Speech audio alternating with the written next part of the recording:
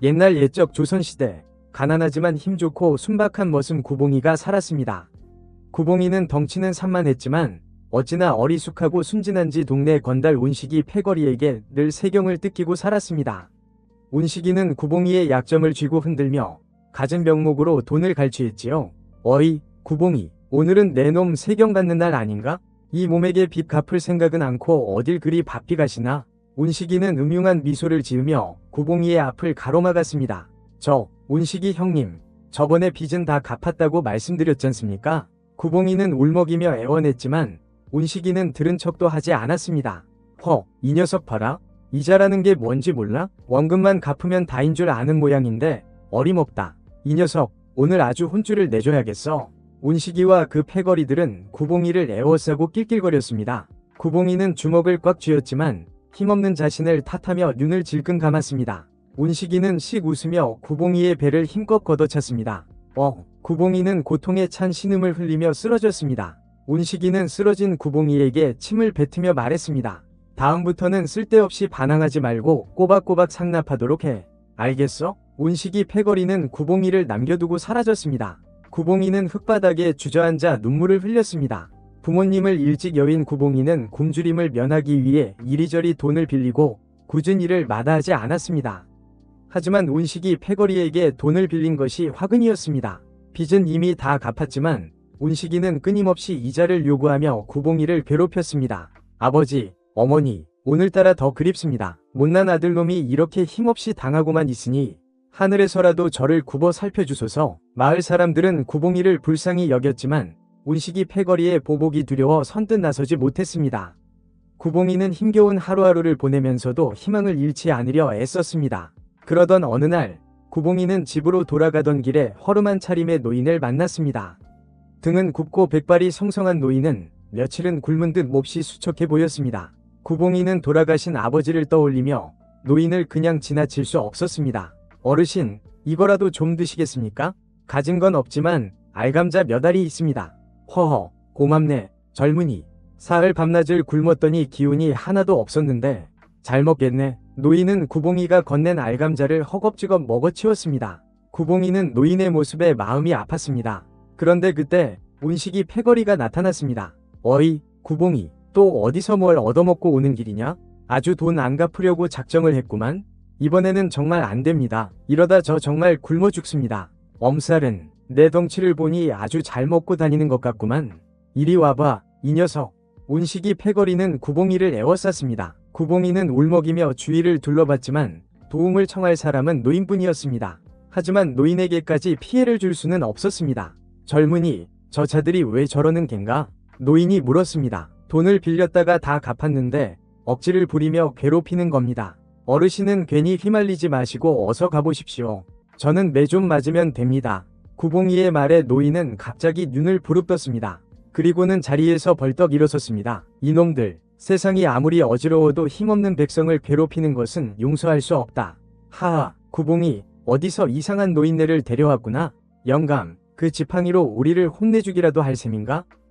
내 놈들 눈에는 이게 그냥 지팡이로 보이느냐? 노인은 지팡이 손잡이를 잡아당겼습니다. 그러자 날카로운 칼날이 드러났습니다. 운식이 패거리는 당황하여 얼어붙었습니다. 구봉이도 놀라 입을 다물지 못했습니다. 내 이름은 윤상필. 한때 우윤검이라 불렸던 자다. 무의미한 살생에 질려 검을 놓은 지 오래지만 내 놈들의 악행을 보니 다시 피를 봐야겠다. 이놈들, 덤벼라. 윤상필이라 불린 노인은 살기를 뿜으며 검을 겨누었습니다. 운식이 패거리는 겁에 질려 오줌을 지릴 뻔했습니다. 운식이는 침을 꿀꺽 삼키며 더듬거렸습니다. 너, 노인네, 우리는 10명이나 된다고? 우윤검이고 뭐고 하나도 안 무서워. 지금이라도 사과하면 곱게 보내주지. 겁이 나지 않는다면 행동으로 보여봐라. 내 놈이 먼저 덤비겠느냐? 운식이는 윤상필의 기세에 눌려 다리를 벌벌 떨었습니다. 윤상필의 말대로 그가 은둔 고수라면 섣불리 덤볐다가는 목숨을 잃을 수도 있었습니다. 됐어. 별것도 아닌 일로 난리치지 말고 가자. 운식이는 패거리를 이끌고 도망쳤습니다. 윤상필은 검을 칼집에 넣으며 코웃음을 쳤습니다. 아직도 저런 건달들이 백성을 괴롭히다니 한심하구나. 무사님, 제가 몰라 뵀습니다. 저는 그저 거지인 줄 알았습니다. 검객으로 활동한 적이 있지만 이미 옛날 일이다. 감사합니다, 무사님. 정말 큰 은혜를 입었습니다. 젊은이, 주제넘지만 한마디 하겠네. 어찌 사내대장부가 저런 놈들에게 굽실거리며 사는가? 덩치를 보니 힘도 제법 쓸 것 같은데. 윤상필은 한심하다는 듯 말했습니다. 구봉이는 부끄러워 머리를 극적였습니다. 저는 싸움에는 영 재주가 없습니다. 싸움은 기세가 반이다. 그런 약한 태도로는 평생 남에게 굽실거릴 수밖에 없다. 윤상필의 말에 구봉이는 깊이 뉘우쳤습니다. 싸움을 피하고 머리만 조아리면 평생 패배자로 살아야 할 것이 분명했습니다. 구봉이는 무릎을 꿇고 머리를 조아렸습니다. 무사님, 제발 저에게 무술을 가르쳐 주십시오. 평생의 소원입니다. 나는 검을 놓은 지 오래다. 더 이상 피를 보고 싶지 않아. 제가 무사님을 모시겠습니다. 먹을 것, 잠잘 곳 모두 제가 책임지겠습니다. 운식이 놈들에게 바칠 돈도 없습니다. 그러니 제발 무술을 가르쳐 주십시오. 구봉이의 간절한 부탁에 윤상필은 잠시 고민했습니다. 그리고 고개를 끄덕였습니다. 구봉이는 기뻐서 덩실덩실 춤을 추었습니다. 그날부터 구봉이는 윤상필을 집으로 모셔 극진히 대접했습니다. 밥이면 밥, 술이면 술, 무엇이든 원하는 대로 해드렸습니다. 하지만 구봉이는 몰랐습니다. 윤상필은 과거 검객도 무사도 아니었고 심지어 검을 제대로 써본 적도 없는 사기꾼이라는 사실을. 윤상필이 거지 행세를 한 이유는 마을 부자인 김대감의 재산을 훔치기 위해서였습니다. 정보를 모으던 중 답답한 구봉이를 보고 도와준 척했을 뿐이었습니다. 하지만 착한 구봉이는 이 사실을 알 리 없었습니다. 그저 윤상필을 잘 모시면 무술을 배울 수 있을 거라는 행복한 상상에 빠져 있었습니다. 윤상필은 구봉이에게 쓸데없는 체력 훈련만 시켰습니다. 무술은커녕 검술도 모르는데 뭘 가르치겠습니까? 윤상필은 뻔뻔하게 무술 고수인 척하며 구봉이를 가르쳤습니다. 무술의 기본은 체력이다. 일주일 밤낮으로 잠을 자지 않고도 산을 오르내릴 수 있는 강철 같은 체력이 필요하다.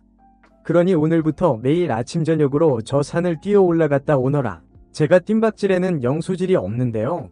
그러니까 훈련하라는 것 아니냐. 어서 뛰지 않고. 구봉이는 통나무를 어깨에 짊어지고 하루에 1000번씩 앉았다 일어서기를 반복해야 했습니다. 정말 죽을 맛이었습니다. 구봉이가 힘이 장사였기에 망정이지 평범한 사람이었으면 깔려 죽었을 것입니다. 하지만 어리숙한 구봉이는 윤상필의 지옥 훈련 덕분에 힘이 점점 강해지고 있다고 믿었습니다. 윤상필의 말솜씨는 또 어찌나 청산유수인지 옆에서 듣던 사람들도 혹해서 따라하는 경우가 있었습니다. 구봉이는 윤상필이 죽으라면 죽는 신용이라도 할 기세로 열심히 훈련했습니다. 윤상필은 낮에는 무술 스승 노릇을 하고 밤에는 김대감의 집을 털 계획을 세웠습니다. 그러던 어느 날 윤상필은 김대감의 집을 탐색하기 위해 자리를 비웠습니다. 구봉이는 윤상필이 알려준 가짜 무술 훈련을 하고 있었습니다. 오늘은 거꾸로 매달려 간장 종지로 항아리 2개에 담긴 물을 모두 퍼내는 훈련이었습니다. 그런데 아름다운 처녀가 지나가는 것이었습니다. 땀을 뻘뻘 흘리며 물을 퍼내던 구봉이는 난생 처음 보는 아리따운 여인에게 정신이 팔려 그만 떨어지고 말았습니다. 항아리 하나를 깨뜨리고 물을 몽땅 쏟고 말았죠. 여인은 구봉이를 보며 웃으며 인사했습니다. 실례합니다. 혹시 윤상필이라는 분을 아시나요? 윤상필? 제 스승님 말씀이십니까? 스승님? 혹시 이 괴상한 짓을 시킨 사람 말인가요? 말 조심하십시오. 우리 스승님은 우윤검이라고 검술의 달인이십니다. 구봉이는 윤상필과 만난 이야기를 설명했습니다. 그러자 여인은 배꼽을 잡고 웃었습니다. 구봉이는 기분이 좀 상했습니다. 그 스승님이라는 분은 검술 고수가 아닙니다. 아무리 예쁜 처녀라도 우리 스승님을 욕하면 가만히 있지 않겠습니다. 어머, 그럼 그 간장 종지로 퍼올린 물로 저를 혼내주실 건가요? 저도 흠뻑 젖으면 곤란하긴 하겠네요. 한이의 말에 구봉이는 간장 종지로 물을 퍼올렸습니다. 한이는 또다시 웃음을 터뜨렸습니다. 구봉이는 화가 풀렸습니다. 죄송해요. 제가 장난이 심해서. 저기 앉아서 이야기 좀 나눌 수 있을까요? 알겠습니다. 우리 스승님이 사나이는 작은 일에 연연하지 말라고 하셨으니. 구봉이는 어리숙하게 웃으며 여인과 마루에 걸터 앉았습니다. 여인은 품속에서 아름다운 놀이개를 꺼냈습니다. 놀이개에는 조정의 무관임을 나타내는 호랑이 그림이 있었습니다. 저는 서한이라고 해요. 범죄자를 잡는 다모입니다. 한이는 자초지종을 설명했습니다. 다모는 신분을 쉽게 밝혀서는 안 되지만 순진한 구봉이를 보고 솔직하게 말해주는 것이었습니다. 한이는 조선 땅을 어지럽히는 범죄자들을 잡는 일을 하고 있었습니다. 윤상필은 지명수배된 도둑으로 훔친 재물만 해도 1000냥이 넘는다는 것이었습니다. 구봉이는 믿을 수 없었습니다. 그럴 리가 없습니다. 우리 스승님은 우윤검의 초고수이십니다. 그런 말 함부로 하시면 안 됩니다. 우윤검이겠죠. 윤상필이 허풍을 떨 때 자주 쓰는 말이에요. 지금 구봉씨를 속이고 있는 겁니다. 구봉씨가 하고 있는 것도 무술훈련이라고 했죠?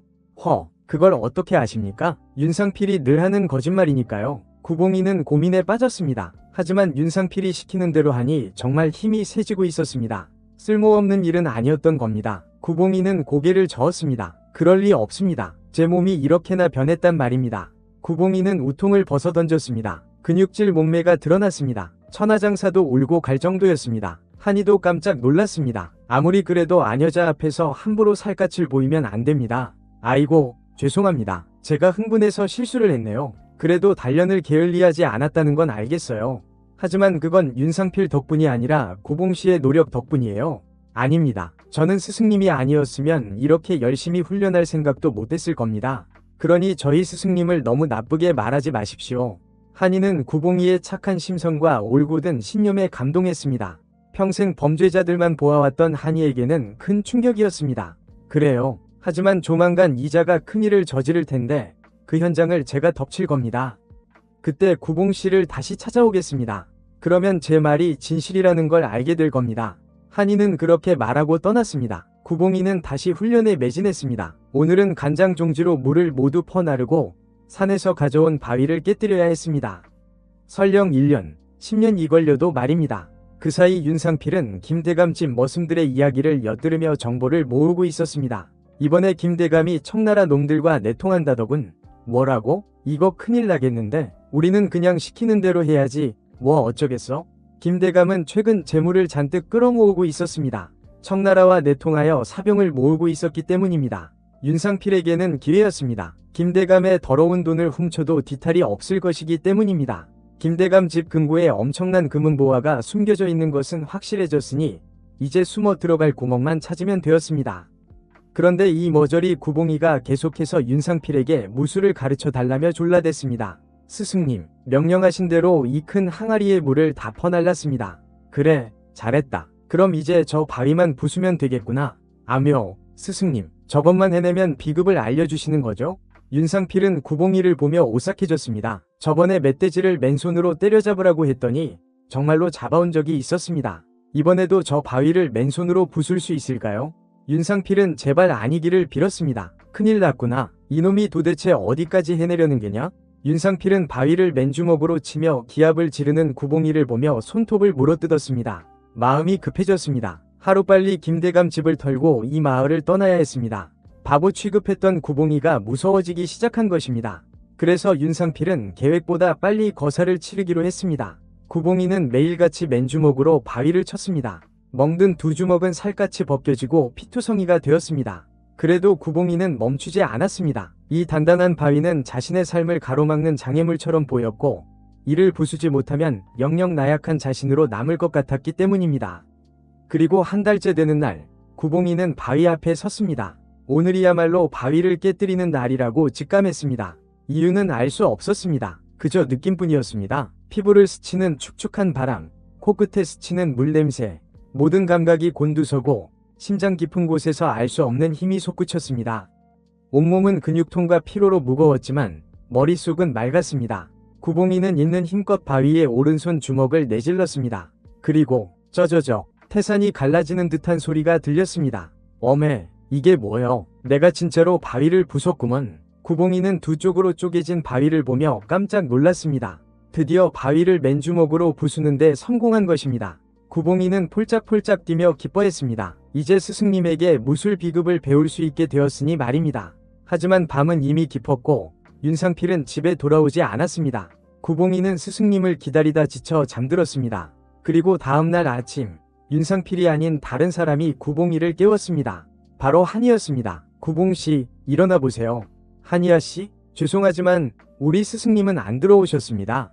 그렇겠죠. 윤상필은 지금 김대감에게 잡혀 있으니까요. 아니, 그게 무슨 말씀이십니까? 구봉이는 깜짝 놀라 벌떡 일어났습니다. 윤상필이 제 예상보다 빨리 움직였어요. 김대감 집을 털려다가 잡힌 거죠. 그런데 뭔가 이상해요. 금방 포조를 부를 텐데 조용하네요. 김대감 집을 털다니요? 우리 스승님은 분명 이유가 있어서 그랬을 겁니다. 비켜요. 스승님을 구하러 가야 합니다. 구봉이는 한이가 채 말리기도 전에 김대감 집으로 달려갔습니다. 어찌나 빠른지 다모인 한이도 따라가기 힘들 정도였습니다. 구봉이는 김대감 집 대문을 거칠게 두드렸습니다. 그런데 대문이 박살나고 말았습니다. 아니, 대문이 왜 이렇게 허술해? 이상하구먼. 어느 놈이냐? 저놈 잡아라. 창과 칼을 든 병사들이 몰려나와 구봉이를 둘러쌌습니다. 구봉이는 두려웠지만 스승님을 생각하니 분노가 치솟았습니다. 우리 스승님을 내놓으시오. 그러면 얌전히 물러가겠소. 이놈, 어젯밤 그 도둑놈과 한패렸다. 내 놈은 이제 죽은 목숨이다. 사병들은 창을 구봉이에게 겨누었습니다. 구봉이는 창을 붙잡아 번쩍 들어올렸습니다. 그러자 창을 쥐고 있던 사병의 두 발이 공중에 떴습니다. 뭐가 이리 가벼워? 밥 좀 든든히 먹어야겠소. 구봉이는 사병을 휙휙 휘둘러 내던졌습니다. 다른 병사들과 부딪혀 나뒹굴었습니다. 구봉이는 병사들에게 주먹과 발길질을 날렸습니다. 귀신 같은 힘과 속도의 사병들은 비명을 지르며 도망쳤습니다. 귀신이다. 사람이 아니야. 구봉이는 김대감 집을 돌아다니며 윤상필을 찾았습니다. 그리고 곳간에 갇혀있는 윤상필을 발견했습니다. 아니, 구봉이 아니냐? 네가 여길 어떻게? 스승님, 얼굴이 상하셨습니다. 어서 여기서 나가요. 구봉이는 윤상필을 부축해 나왔습니다. 하지만 한이가 기다리고 있었습니다. 안 돼요. 윤상필은 법의 심판을 받아야 해요. 김대감 집에서 재물을 훔치려 했죠? 아니요. 우리 스승님은 그런 사람이 아닙니다. 나는 영모의 증거를 고발하려 했던 것이요. 윤상필은 재빨리 거짓말을 했습니다. 한이는 윤상필을 구봉이에게 맡기고 김대감 집을 조사했습니다. 그런데 금고에서는 재물뿐만 아니라 청나라와 내통한 증거가 나왔습니다. 한이는 김대감을 관아에 넘겼습니다. 사건이 일단락되고 구봉이는 윤상필에게 비급을 알려달라고 졸랐습니다. 윤상필은 난감했습니다. 구봉이가 정말로 바위를 부쉈기 때문입니다. 사실 지금까지 내가 알려준 훈련에는 비급이 숨겨져 있었다. 김대감의 사병들을 물리칠 때 무의식적으로 배운 기술을 썼지 않느냐? 그러고 보니 그렇네요. 역시 스승님은 초절정 고수셨습니다. 구봉이는 또다시 윤상필의 거짓말에 속았습니다. 하지만 한이는 구봉이가 싫지 않았습니다. 수많은 병사를 맨손으로 제압한 남자다움이 멋져 보였습니다. 구봉씨, 이번 사건을 해결하는 데 도움을 주셔서 감사합니다. 그 담례로 한상 대접하고 싶은데 제가 묶는 주막에 오시겠어요? 제가 한 게 뭐 있겠습니까? 그래도 주시는 술은 마다하지 않겠습니다. 구봉이는 한이가 주는 술을 계속 마셨습니다. 그리고는 술에 취해 잠이 들고 맙니다. 한이는 잠든 구봉이를 빤히 바라보았습니다. 구봉이의 땀에 젖은 근육질 몸은 달빛 아래 더욱 뚜렷하게 드러났습니다. 한이는 묘한 설렘을 느꼈습니다. 평소 범죄자들을 상대하며 억세진 마음이었지만 구봉이의 순박함과 강인함 앞에서는 어쩔 수 없이 여인이 되는 기분이었습니다. 한이는 조심스럽게 구봉이의 옷섭을 풀었습니다. 드러나는 구릿빛 가슴팍, 단단한 복근은 한이의 숨을 먹게 했습니다. 한이는 떨리는 손으로 구봉이의 몸을 더듬었습니다. 마치 뜨거운 불덩이를 만지는 듯 했습니다. 이런 사내를 놓칠 수는 없지. 한이는 결심했습니다. 이 순박하고 강인한 남자를 자신의 것으로 만들겠다고. 아직 구봉이의 마음을 확인하지는 못했지만 상관없었습니다. 한이는 자신이 있었습니다. 다음날 아침, 구봉이는 낯선 곳에서 눈을 떴습니다. 옆에는 한이가 옷을 입고 있었습니다. 구봉이는 깜짝 놀랐습니다. 여기가 어디요? 제가 왜 여기에? 구봉씨, 정신이 드세요? 어젯밤 일을 기억 못하시는 건 아니겠죠? 어젯밤, 구봉이는 아무리 기억을 더듬어 봐도 떠오르는 것이 없었습니다.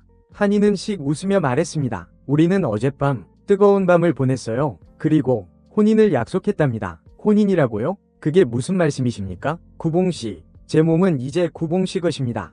그러니 저를 책임지셔야 해요. 한이는 요염한 눈빛으로 구봉이를 바라보았습니다. 구봉이는 어안이 벙벙했습니다. 꿈인지 생시인지 분간할 수 없었습니다. 하지만 한이의 아름다운 자태와 당돌한 말에 넋을 잃고 말았습니다. 저는 잘 모르겠지만 한이아 씨가 좋다면. 구봉이는 어리둥절한 표정으로 대답했습니다. 한이는 만족스러운 미소를 지었습니다. 좋아요. 그럼 오늘 당장 혼례를 치르도록 하죠. 구봉이는 얼떨결에 한이와 혼례를 올리게 되었습니다. 혼례는 간소했지만 한이의 주막 식구들이 모두 모여 축하해 주었습니다. 구봉이는 여전히 어리둥절했지만 한이의 손을 잡고 행복한 미소를 지었습니다. 혼례 날 밤, 구봉이는 한이의 품에 안겨 깊은 잠에 빠졌습니다. 한이는 구봉이의 얼굴을 쓰다듬으며 속삭였습니다. 이제 당신은 내 남자야. 영원히. 구봉이는 혼례 날 스승님을 초대했지만 윤상필은 이미 사라진 뒤였습니다. 하지만 구봉이는 더 이상 스승님이 필요 없었습니다. 아름답고 현명한 아내 한이를 얻었으니 앞으로 남은 인생은 꽃길만 걸을 것이 분명했습니다. 옛말에 100가지 꾀도 한 가지 정직만 못하다는 말이 있습니다. 구봉이처럼 선한 마음을 간직하고 있다면 아무리 악독한 자들이 속이려 해도 결국 당해내지 못할 것입니다.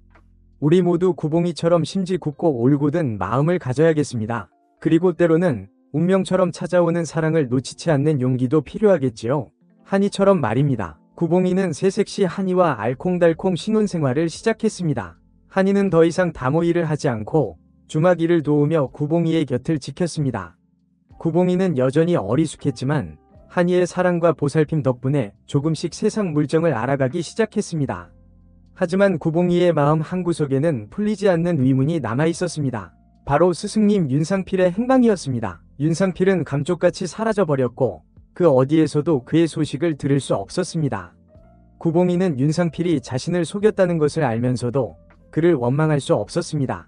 윤상필 덕분에 힘을 얻었고 한이를 만날 수 있었기 때문입니다. 그러던 어느 날 한이는 구봉이에게 뜻밖의 제안을 했습니다. 구봉씨, 우리 함께 스승님을 찾아보는 게 어때요?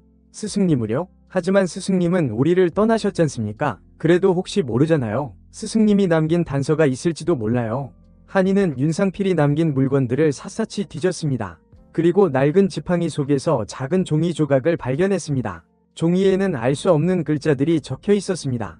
이게 뭘까요? 글쎄요. 저도 처음 보는 글자입니다. 한이는 글자를 해독하기 위해 백방으로 수소문했습니다. 그리고 마침내 글자의 비밀을 알아냈습니다. 글자는 청나라에서 사용하는 암호였고 내용은 다음과 같았습니다. 북쪽산, 붉은 바위 아래. 북쪽산, 붉은 바위. 구봉이는 고개를 갸웃거렸습니다. 북쪽산이라면 마을 뒷산을 말하는 것 같았지만 붉은 바위는 처음 들어보는 것이었습니다. 구봉씨, 혹시 마을 뒷산에 붉은 바위가 있는지 아세요? 글쎄요. 저는 뒷산에 자주 가보지 않아서. 구봉이와 한이는 마을 사람들에게 붉은 바위의 위치를 물어보았습니다. 하지만 붉은 바위를 아는 사람은 아무도 없었습니다. 이상하네요. 스승님이 헛것을 보신 걸까요? 그럴 리는 없을 겁니다. 분명히 뭔가 있을 거예요. 구봉이와 한이는 직접 뒷산을 탐색하기로 했습니다. 그들은 며칠 동안 산을 샅샅이 뒤졌지만 붉은 바위는 찾을 수 없었습니다. 이제 그만 포기할까요? 아니요. 조금만 더 찾아봐요. 구봉이는 포기하지 않았습니다. 스승님이 남긴 단서를 꼭 찾아내고 싶었습니다. 그리고 마침내 구봉이는 숲속 깊은 곳에서 붉은 바위를 발견했습니다. 찾았다. 붉은 바위. 구봉이는 흥분하여 소리쳤습니다. 한이는 구봉이의 손짓을 따라 붉은 바위를 바라보았습니다. 바위는 정말 붉은색이었고 햇빛을 받아 반짝거렸습니다. 스승님이 여기에 뭘 숨겨놓으신 걸까요? 구봉이는 붉은 바위 주변을 샅샅이 뒤졌습니다.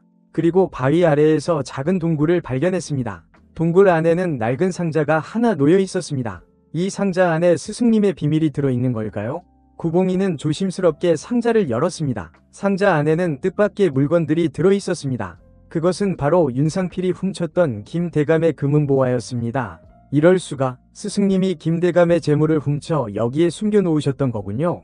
구봉이는 윤상필의 행동에 실망했지만 한편으로는 그를 이해할 수 있었습니다. 윤상필은 비록 도둑이었지만 나쁜 사람은 아니었습니다. 그는 김대감의 더러운 돈을 훔쳐 백성들을 도우려 했던 것일지도 모릅니다. 구봉씨, 이제 어떡할까요? 이 재물은 원래 주인에게 돌려줘야 합니다. 구봉이는 금은보화를 관아에 가져가기로 결심했습니다. 한이는 구봉이의 결정에 동의했습니다. 역시 구봉씨는 올바른 사람이네요. 한이는 구봉이를 자랑스럽게 바라보았습니다. 구봉이는 쑥스러운 듯 웃었습니다. 저는 그저 스승님이 가르쳐주신 대로 했을 뿐입니다. 구봉이는 윤상필을 떠올렸습니다. 비록 그는 사기꾼이었지만 구봉이에게는 잊을 수 없는 스승이었습니다. 구봉이와 한이는 금은보화를 관아에 가져갔습니다. 관리는 구봉이의 정직함에 감탄하며 그에게 큰 상을 내렸습니다. 구봉이는 상금을 받아 가난한 사람들을 도왔습니다. 그리고 몇 년 후 구봉이는 아버지가 되었습니다. 한이는 예쁜 딸을 낳았고 구봉이는 딸에게 윤이라는 이름을 지어주었습니다. 윤상필의 성을 딴 것이었습니다. 구봉이는 딸에게 윤상필의 이야기를 들려주었습니다. 비록 그는 거짓말쟁이였지만 구봉이에게는 잊을 수 없는 스승이었고 그의 삶을 바꾼 사람이었습니다. 세월이 흘러 구봉이는 백발의 노인이 되었습니다. 그는 여전히 어리숙하고 순박했지만 그의 마음속에는 항상 정의로움과 용기가 살아 있었습니다. 그리고 그는 알고 있었습니다. 자신의 삶이 행복했던 것은 모두 윤상필과 한이 덕분이라는 것을. 시간이 흘러 구봉이의 딸 윤희는 어여쁜 처녀로 성장했습니다. 윤희는 아버지 구봉이를 닮아 정의롭고 용감했으며 어머니 한이를 닮아 총명하고 지혜로웠습니다. 윤희는 마을 사람들의 존경과 사랑을 받으며 자랐습니다. 어느 날 윤희는 아버지 구봉이에게 윤상필에 대한 이야기를 더 자세히 듣고 싶다고 말했습니다. 아버지, 윤상필 할아버지께서는 정말 나쁜 분이셨나요? 글쎄다, 나쁘다고만 할 수는 없지. 그분은 비록 거짓말을 하셨지만 나에게 큰 가르침을 주셨단다. 어떤 가르침을 주셨는데요? 세상에는 보이는 것이 다가 아니라는 것, 그리고 약한 자를 돕고 정의를 위해 싸워야 한다는 것을 가르쳐 주셨지. 윤희는 아버지의 말을 듣고 깊은 생각에 잠겼습니다. 윤상필은 복잡한 인물이었습니다. 그는 도둑이었지만 동시에 위로운 사람이기도 했습니다. 윤희는 윤상필의 삶을 통해 세상의 모순과 인간의 양면성을 깨달았습니다. 그러던 어느 날 마을에 큰 불이 났습니다. 불길은 순식간에 번져 마을 전체를 집어삼킬 듯했습니다. 마을 사람들은 혼란에 빠져 어찌할 바를 몰랐습니다. 그때 윤희가 나섰습니다. 윤희는 침착하게 사람들을 지휘하며 불을 끄기 시작했습니다. 윤희의 용감한 모습에 마을 사람들은 힘을 얻었고 하나둘씩 불길 속으로 뛰어들었습니다. 구봉이는 딸의 모습을 보며 자랑스러움과 동시에 걱정을 느꼈습니다. 하지만 윤희는 아버지의 걱정을 아는지 모르는지 불길 속에서 맹활약했습니다. 마침내 마을 사람들의 노력 덕분에 불길은 잡혔습니다. 마을은 큰 피해를 입었지만 다행히 인명피해는 없었습니다. 마을 사람들은 윤희에게 감사의 인사를 전했습니다. 윤희야, 네가 아니었다면 우리 마을은 잿더미가 되었을 거야. 정말 고맙다. 아닙니다. 제가 한 일은 당연한 일입니다. 윤희는 겸손하게 대답했습니다. 하지만 윤희의 얼굴에는 자부심이 가득했습니다. 윤희는 자신이 아버지 구봉이와 어머니 한이의 딸이라는 것이 자랑스러웠습니다. 그날 밤 윤희는 아버지 구봉이에게 말했습니다. 아버지, 저는 앞으로도 약한 사람들을 돕고 정의를 위해 싸우는 사람이 될 거예요. 그래, 윤희야, 네가 자랑스럽구나. 구봉이는 딸의 머리를 쓰다듬으며 흐뭇하게 웃었습니다. 윤희는 아버지의 따뜻한 손길에 행복을 느꼈습니다. 그리고 몇 년 후 윤희는 다모가 되었습니다. 윤희는 어머니 한이처럼 조선 팔도를 누비며 범죄자들을 잡고 백성들의 억울함을 풀어주었습니다. 윤희는 백성들에게 정의의 다모라고 불리며 존경받았습니다. 어느 날 윤희는 우연히 윤상필의 소식을 듣게 되었습니다.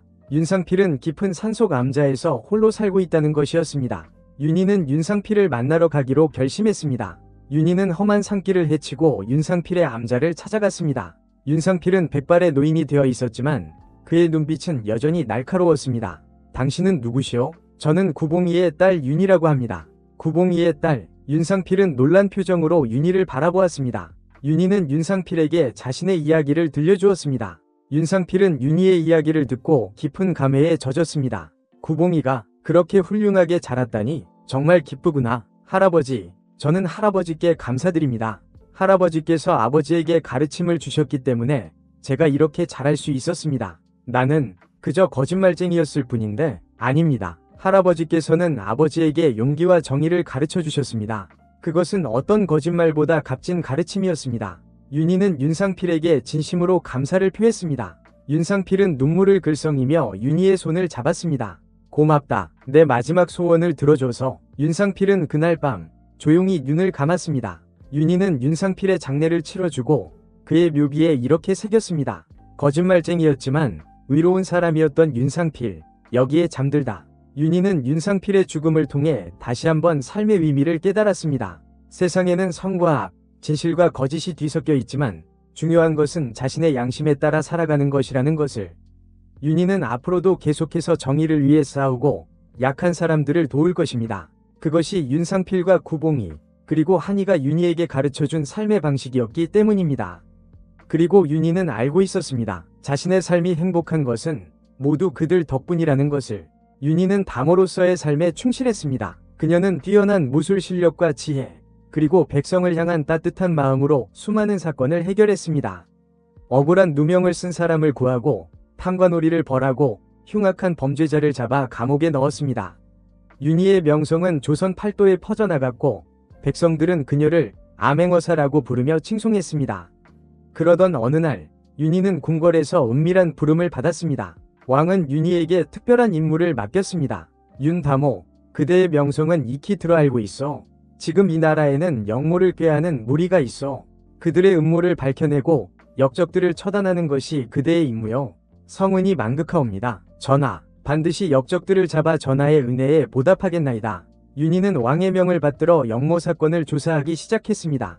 윤희는 비밀리에 정보를 수집하고 증거를 찾기 위해 밤낮으로 노력했습니다. 조사 결과 영모의 중심에는 영의정 김자점이 있다는 사실이 밝혀졌습니다. 김자점은 왕의 신임을 받는 대신이었지만 뒤로는 청나라와 내통하며 왕위를 찰탈할 계획을 세우고 있었습니다. 윤희는 김자점의 음모를 밝혀낼 결정적인 증거를 찾기 위해 그의 집을 탐색하기로 결심했습니다. 윤희는 밤을 틈타 김자점의 집에 잠입했습니다. 김자점의 집은 궁궐처럼 웅장하고 화려했습니다. 윤희는 조심스럽게 집 안을 돌아다니며 증거를 찾았습니다. 그리고 마침내 김자점의 서재에서 비밀 서랍을 발견했습니다. 서랍 안에는 청나라 황제와 주고받은 서신, 영모 계획을 담은 문서, 그리고 엄청난 양의 금은보화가 들어있었습니다. 윤희는 증거를 확보하고 김자점의 집을 빠져나왔습니다. 다음날 윤희는 왕에게 김자점의 영모 증거를 바쳤습니다. 왕은 크게 분노하며 김자점을 잡아들이고 영모에 가담한 자들을 모두 처형했습니다. 윤다모, 그대는 이 나라를 구한 영웅이오. 그대의 공을 잊지 않겠소. 왕은 윤희에게 큰 상을 내리고 그녀를 정일품 판서에 임명했습니다. 윤희는 조선 역사상 최초의 여성 판서가 되었습니다. 윤희는 판서가 된 후에도 백성을 위한 정치를 펼쳤습니다. 그녀는 탐관오리를 척결하고 억울한 백성을 구제하고 가난한 사람들을 위한 정책을 시행했습니다. 윤희의 노력 덕분에 조선은 태평성대를 이루었습니다. 어느 날 윤희는 어머니 한이를 찾아갔습니다. 한이는 주름진 얼굴로 윤희를 맞이했습니다. 어머니, 그동안 잘 지내셨습니까?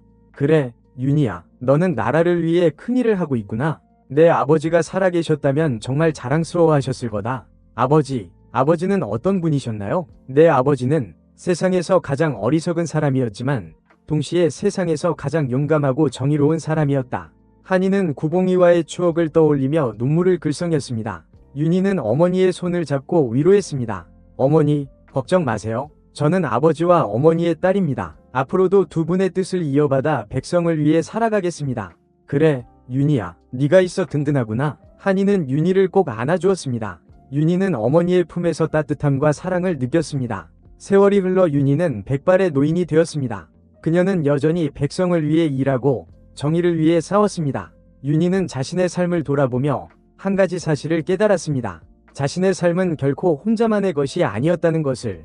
윤희는 구봉이와 한이, 그리고 윤상필의 삶을 이어받아 살아왔습니다. 그들의 가르침과 사랑, 그리고 용기가 윤희의 삶을 이끌어 주었습니다. 그리고 윤희는 알고 있었습니다. 자신의 삶이 행복했던 것은 모두 그들 덕분이라는 것을. 윤희는 자신의 삶을 기록한 책을 남겼습니다. 책의 제목은 구봉이의 딸, 윤희의 이야기였습니다. 이 책은 조선 백성들에게 널리 읽혔고 윤희는 영원히 기억되는 영웅이 되었습니다. 그리고 그녀의 이야기는 오늘날까지도 우리에게 큰 감동과 교훈을 주고 있습니다.